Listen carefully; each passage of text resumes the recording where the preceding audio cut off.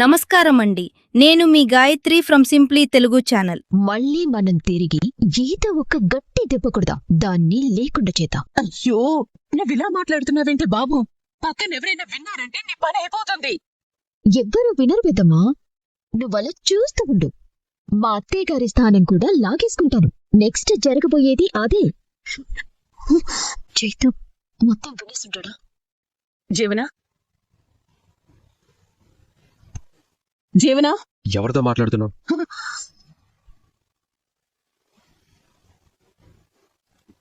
అరే, చైతన్య వినేసినట్టున్నాడు. ఇదో కత్తి. ఎవరు పక్కనున్నారో ఏంటో చూసుకోకుండా మాట్లాడుతుంది. ఎవరు లేరు, మా పెద్దమ్మతోనే మాట్లాడుతున్నాను. ఏం మాట్లాడుతున్నావు? ఏం లేదు చైతు, మామూలు విషయాలే. మామూలు విషయం అని కవర్ చేసిందిలే. ఇంకా నయం, వాడికి అనుమానం రాలేదు. లేదు, నెక్స్ట్ జరగబోయేది అదే అన్నావు. ఏంటి నెక్స్ట్ జరగబోయేది? అంటే చైతు, అది ఏమైందిరా?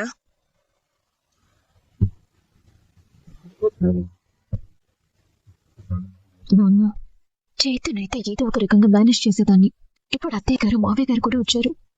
వీళ్ళని ఎలా మేనేజ్ చేయాలి ఇప్పుడు? అదే ఏం లేదు, జీవన ఫోన్ మాట్లాడుతూ నెక్స్ట్ జరగబోయేది అదే అంది. ఏంటో నాకు అర్థం కాలేదు. ఏంటి నెక్స్ట్ జరగబోయేది?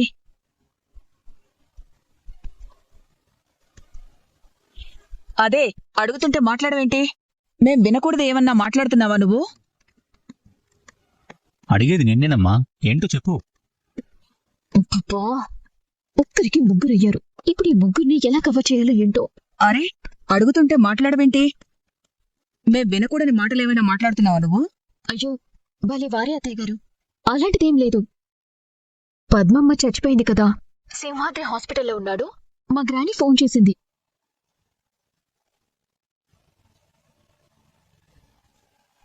ఇప్పుడు ఆనంది ఎలా ఉందో ఏంటో నువ్వు పరామర్శించావా?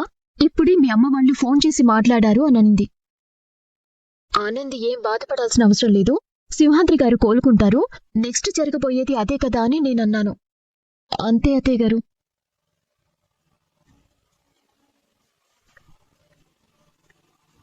నిజానికి నా అమ్మని ఆనంది ఎలాగైతే తన సొంత తల్లిలా చూసుకుందో, ఆనందిని పెంచిన పద్మమ్మని కూడా నేను అలాగే ఒక తల్లి అనే భావంతోనే చూశాను. ఆవిడ చచ్చిపోయినందుకు ఆనంది ఎంత బాధపడుతుందో నేను అంతే బాధపడుతున్నాను అత్తయ్య గారు.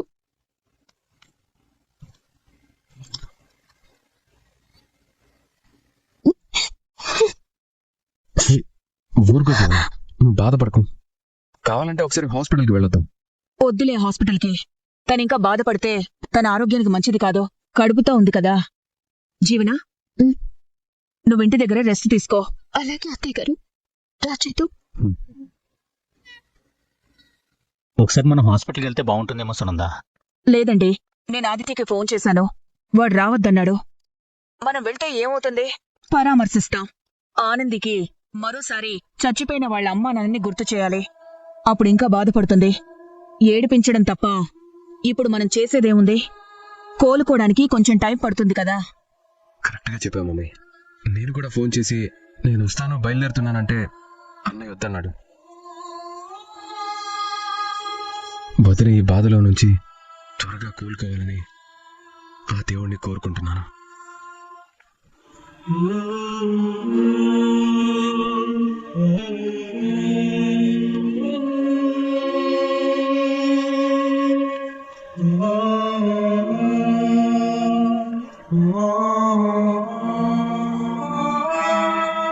ఆనంది, ఎంతసేపు ఇక్కడ ఇలా బాధపడుతూ కూర్చుంటావు? బయట కూర్చుందాం పదా. లేదు ఆదిత్య గారు, నాయనకేం కాదని తెలిసేదాకా నేను నాయన నిడిచి ఏడికి రాను. నా వల్ల అయితే లేదు. లేదా ఆనంది, నువ్వు ఇలాగే కూర్చొనుంటే నీ బాధ తగ్గేది కాదు. నువ్వు బయట కూర్చో, నేను వెళ్ళి తినడానికి ఏమైనా తీసుకొస్తాను. ఆదిత్య బాబు, మీరేండే ఉండరు, నేను పోతాను. లేదు సీను, సలైన్ అయిపోయింది కదా, నువ్వు వెళ్ళి నర్స్తో చెప్పి సలైన్ మార్పించు. నేను తినడానికి ఏదైనా తీసుకొస్తాను. అట్నే ఆదిత్య బాబు. ఆనంది, ఇలా పేషెంట్ పక్కనే కూర్చొని బాధపడుతూ ఉంటే మరింత బాధగా ఉంటుంది. ప్లీజ్ ఆనంది, వెళ్ళి బయట కూర్చో, నేను తినడానికి ఏమైనా తెస్తాను. నాయనా, నువ్వు అమ్మ ఆఖరి చూపు కూడా చూడలేదు. ఆ భగవంతుడు ఒకేసారి 2 పెద్ద కష్టాలు ఇచ్చిండు. ఇప్పుడు నాకేం చేయాలనో సమజైతలేదు నాయనా. ఒక్కో పక్క శ్మశానంలో మా అమ్మ బూడిదైపోయింది, ఈడనేమో మా నాయన కండ్ల తెరవని పరిస్థితుల్లో ఉన్నాడు. శివయ్య, ఏం చేస్తావో నువ్వే చెయ్యి. గింతకు మించిన బాధలు పట్టుకోవడం నా వల్ల కాదయ్యా. నా చిన్నతనంలో నన్ను పెంచిన మల్లిని దూరం చేసినావు, ఇప్పుడేమో మరో అమ్మని దూరం చేసినావు. మా నాయనకి మాత్రం ఏదైనా అయితే నేను అస్సలు ఊరుకోను. మా నాయనకేం కాకూడదు. నాయనా, నీకేం కాదు నాయనా, నీకేం కాదు.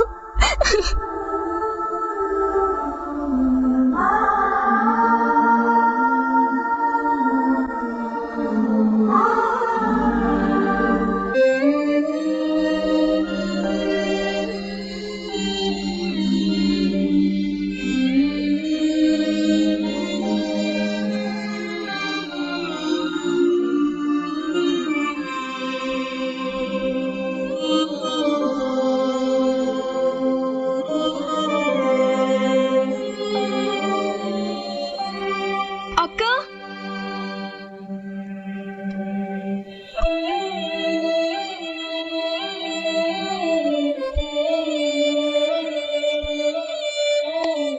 అక్క అక్క అక్క, ఏంటమ్మా ఏమైంది? మా అమ్మ చచ్చిపోయేలా ఉంది. ప్లీజ్ అక్క, మా ఇంటికి రండి. మీ అమ్మకి ఏమైంది? అమ్మ కింద పడిపోయింది, రక్తం వస్తుంది, ఏం పలకట్లేదు కూడా. రా అక్క. అలా అక్కడికి రాకూడదమ్మా, మీరే తీసుకురండి. అక్క ఆగక్క, ప్లీజ్ అక్క, ప్లీజ్ అక్క.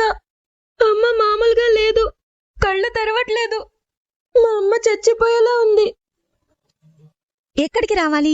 మా ఇంటికి రా అక్క, ఇక్కడే మా ఇల్లు. అక్కడికి మేము ఎందుకు వస్తామమ్మా?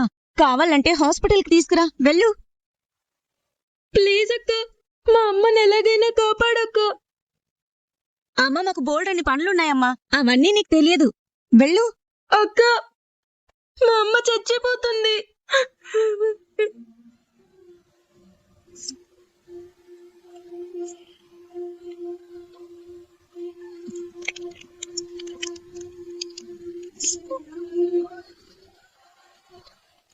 లేదు, నేను మా అమ్మని పోగొట్టుకున్నాను. మా అమ్మ లెక్క ఇక ఏ అమ్మ ప్రాణము పోకూడదు. ప్లీజ్ అక్క. వెళ్ళమంటే నీకు అర్థం కావట్లేదా? వదిలిపెట్టు, వదిలే. సిస్టర్, ఏం మాట్లాడుతున్నావు నువ్వు? బుద్ధుందా లేదా నీకు? అసలు మనిషివేనా? మేడం, సారీ, ఇట్లా మాట్లాడుతున్నానని ఏమనుకోకండి. ఒక చిన్న పాప వచ్చి ఏడుస్తూ మా అమ్మ చచ్చిపోతుంది కాపాడండి అంటే గంత నెగటివ్ గా మాట్లాడతారేంది? గంత నిర్లక్ష్యం ఏంది మీకు? ఈ పాప కన్నీళ్లు కనిపించట్లేదా మీకు? మేడం, ఇలాంటివి రోజుకు 100 కేసులు వస్తూ ఉంటాయి. 100 చూస్తుంటాం. హాస్పిటల్ కి వచ్చే వాళ్ళు పేషెంట్లు ఎమర్జెన్సీ వాళ్ళే ఉంటారు. వీళ్ళ అమ్మ ఇంట్లో పడిపోయిందంటుంది, అవతల వాడిలో పేషెంట్ చచ్చిపోయింది. మేం ఉదయం నుంచి సాయంత్రం వరకు ఇక్కడే ఉంటాం. ఇలాంటివి 100 చూస్తాం. మీకు కొత్త, మాకు అలవాటే మేడం. మీకు ఒక మనిషి పేషెంట్ కావచ్చు, కానీ అది మాకు ప్రాణం. మీకు ఒక మనిషి చచ్చిపోతే మామూలు విషయం అయి ఉండొచ్చు, కానీ మాకు మామూలు విషయం కాదు, గది మాకు జీవితం. మేము జీవితం అనుకున్న మనిషి చచ్చిపోతే మేము కోలుకోవడం కష్టం. మా బాధని మీరు అర్థం చేసుకోరా? ఈ పసిది కన్న తల్లి గురించి బాధపడుతుంది.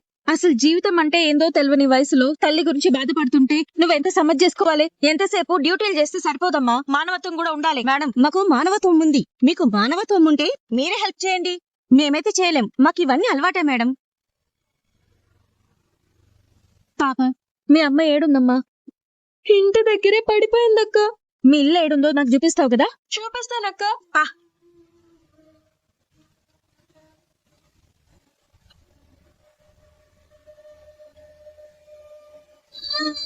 అక్క రా అక్క, ఇదే మా ఇల్లు. అమ్మా,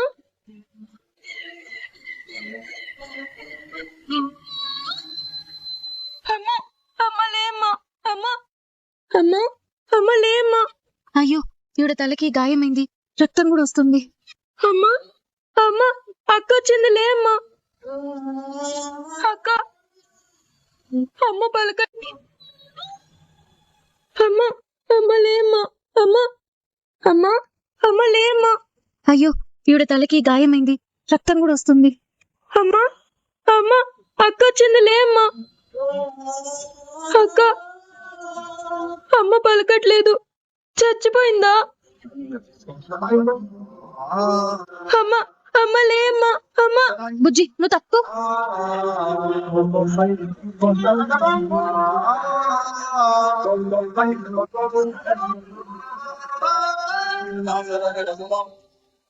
అక్క మా అమ్మ చచ్చిపోయినట్టుంది అక్క, చచ్చిపోయింది.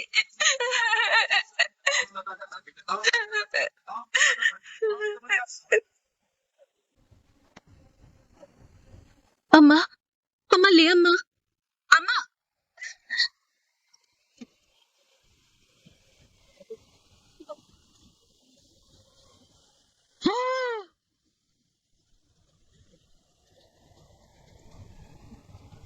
ఇదిగో బుజ్జి, మీ అమ్మకి ఏం కాదు, నువ్వు వీడినే ఉండు, నేను పోయి ఆటో తీసుకొస్తా. అమ్మా అమ్మా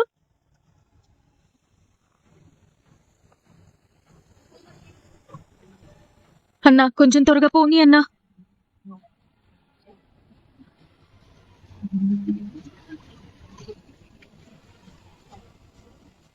అమ్మా కళ్ళు కనపట్లేదా? రేయ్ నువ్వే రాంగ్ రూట్ లో వచ్చావు. వాట్ రాంగ్ రూట్ లో వచ్చింది? రేయ్ నిన్ను అరే అన్నా ఆటోతో గుద్దినే కాక నా మీదకి వస్తావా? రేయ్ నిన్ను రాంగ్ రూట్ లో వచ్చింది నువ్వురా రాంగ్ రూట్ లో వచ్చింది. అమ్మా ఎవడరా నువ్వు అసలు? నువ్వెవడవురా?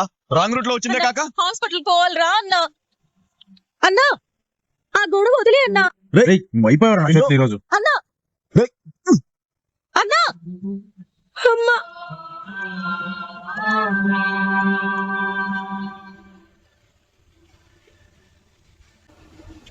అమ్మాడి అమ్మాడి అమ్మాడి సీను ఏమైంది? ఆనంది ఏది? నేను అమ్మాడి కోసం చూస్తున్నా ఆదిత్య బాబు. ఆనంది కోసం చూడడం ఏంటి? అరే నేను మీ ముంగటే నడుస్తాను పోయినాను కదా, మళ్ళీ వచ్చి చూస్తే అమ్మాడికి ఈడ కనిపెడతలేదు. ఈడు కూడా లేదు. ఇక్కడెక్కడా లేకపోతే ఎక్కడికి వెళ్ళినట్టు? డాక్టర్ డాక్టర్ అమ్మా డాక్టర్. ఆనంది ఏమైంది? ఎక్కడికి వెళ్ళిపోయావు? ఎవరి పేషెంట్? తర్వాత చెప్తాను ఆదిత్య గారు.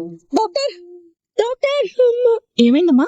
తన ప్రాణం పోయేలా ఉంది, ప్లీజ్ డాక్టర్ కాపాడండి. సిస్టర్ తనని లోపల తీసుకెళ్ళండి.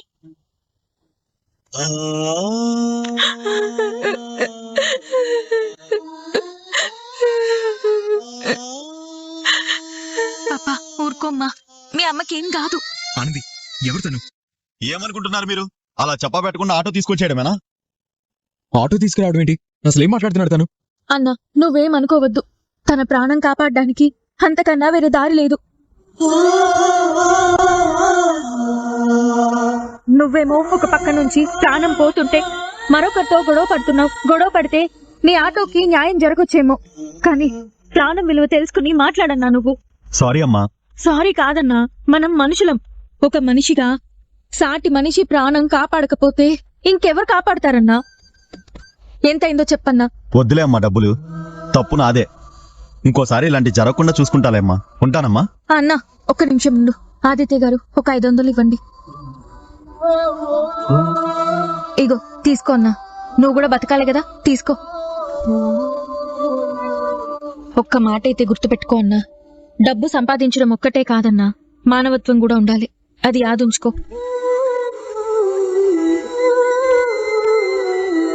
సరేనమ్మా.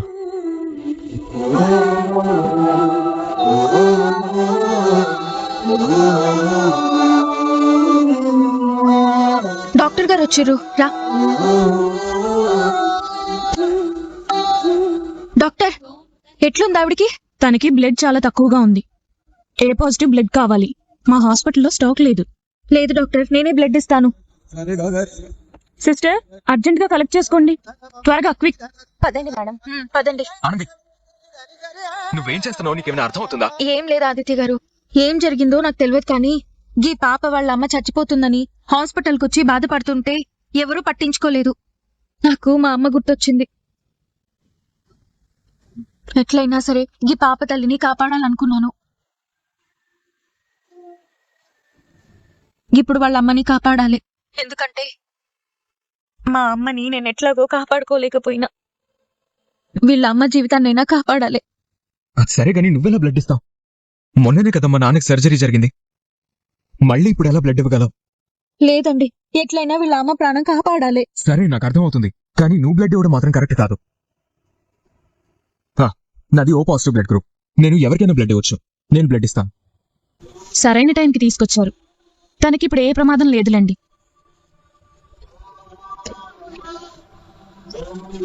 ఇప్పుడు మేము ఆవిడ్ని చూడొచ్చా? మా అమ్మని చూడొచ్చా? వెళ్ళి చూడమ్మా. ఆదిత్య గారు, బతికిన తల్లిని చూసుకోవాలని గా పాప ఎంత ఆతృత పడుతుందో. అమ్మాడి మీరు కూడా పోయి చూడండి. రండి ఆదిత్య గారు. అమ్మా,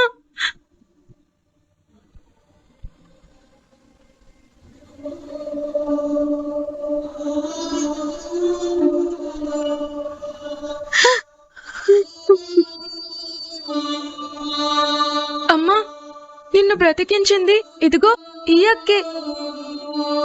అయ్యో ఊరుకోండి. ఈ అక్కే లేకపోతే నువ్వు చచ్చిపోయేదానివమ్మా. ఈ అక్కే నిన్ను కాపాడింది తెలుసా?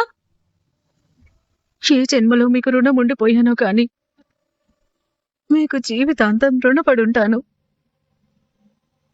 నా ఒక్క ప్రాణం కాదమ్మా, 2 ప్రాణాలు కాపాడారు. నేను లేకపోతే నా బిడ్డ బ్రతికేదే కాదు.